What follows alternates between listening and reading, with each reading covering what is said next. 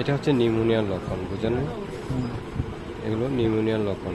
সাথে সাথে দেখা করছেন সেটা হচ্ছে ভালো, ঠিক আছে? সাথে সাথে দেখা করতে হবে। সিরাপের মধ্যে নিউমোনিয়ার মধ্যে সবচেয়ে ভালো সিরাপ হচ্ছে এটা ক্লাভিড। এটা আপনি 9 চামচ পানি দিয়ে গুলাবেন।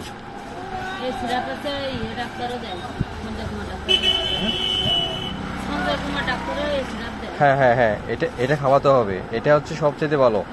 এখন আমি ইঞ্জেকশনে দেওয়ার দরকার নাই, ফার্স্ট টাইম ইঞ্জেকশনে দেওয়ার দরকার নাই।